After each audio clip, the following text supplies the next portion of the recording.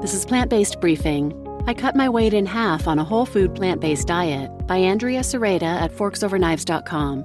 And I'm Marian Erickson, host of this curated content plant-based podcast, where I narrate a variety of articles on plant-based and vegan topics with permission in about 10 minutes or less every weekday.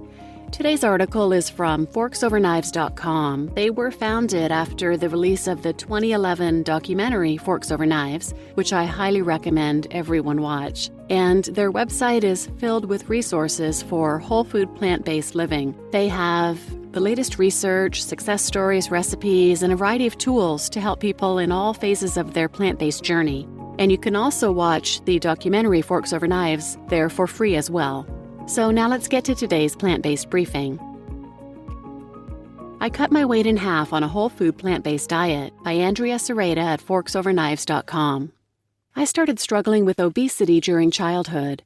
Despite many attempts to manage my weight, it continually crept up. I was eventually diagnosed with hypothyroidism. I moved to a lacto-ovo vegetarian diet in 2001 in an effort to control my weight and thyroid symptoms, but it didn't help. By the time I had my youngest child, I weighed more than 250 pounds and had type 2 diabetes and non-alcoholic fatty liver disease. My mobility had gotten so bad that it was difficult to move some days. I was on the waiting list for knee surgery. Trial and error.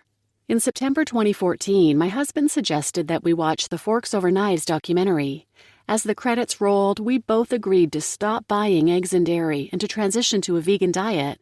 I was sure this would end my decades-long weight battle and all the health problems that came with it. I was shocked and confused when, in the first few months of going vegan, I gained 30 pounds, bringing my weight up to around 300 pounds. We rewatched Forks Over Knives and quickly realized that we had missed an important distinction. It was about adopting a whole food plant-based diet rich in fruits, vegetables, and whole grains, not a vegan diet in which animal-based foods were replaced by highly processed alternatives. Going all in. In January 2015, I went full-on whole food plant-based. My husband and I changed how we cooked. We removed almost every trace of vegan junk food from our diets. And because we were aiming to lose a lot of weight, we initially also reduced our intake of nuts and avocados, since those are high in fat compared with other plant foods. My husband and I both cook, which also made the transition fun, an adventure in the kitchen. Not all recipes turned out well the first time, especially with our making low-fat changes and substitutions, but we had far more successes than flops. Doing this as a couple made it easier. When one of us struggled, the other was there for support. Almost immediately after transitioning to this new diet, my skin began to improve. I started losing weight, and my energy level increased. Staying healthy. Since January 2015, I've lost more than 150 pounds, and my husband has lost more than 60 pounds. I've reversed my type 2 diabetes and fatty liver disease. I no longer need knee surgery. Keeping the weight off has been easy. I have reflected quite a bit on why that is. I believe it is because I like to eat a large volume of food, which I'm able to do on a whole food plant-based diet. My husband and I continue to get better at navigating potentially tricky situations. For instance, if we're going to a friend's or relative's house, we now make sure to bring along a dish we know we can enjoy there. More often than not, our special dish is a hit with everyone else, too. Some of our friends have also adopted this way of eating. I brought one friend a meal when she was going through cancer treatment. She asked for more information, and now she, her husband, and their 3 beautiful little girls are all whole food plant-based. I teach 3 high-intensity interval training classes and 3 Zumba classes a week. I also run a weight management program and a physician's practice, teaching people about the power of plants, calorie density, no-oil cooking techniques, and much more.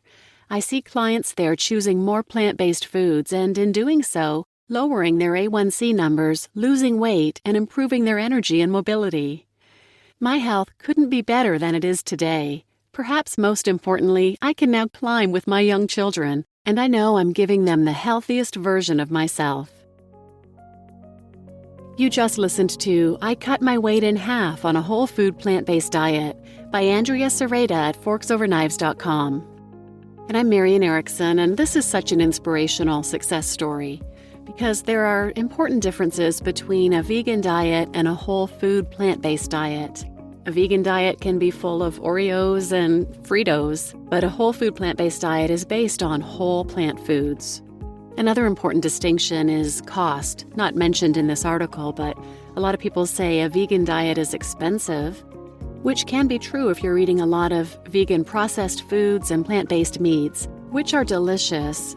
But a whole food plant-based diet made up of beans and grains and legumes and fruits and veggies and nuts and seeds is way less expensive. Our grocery bill declined significantly when we went whole food plant-based.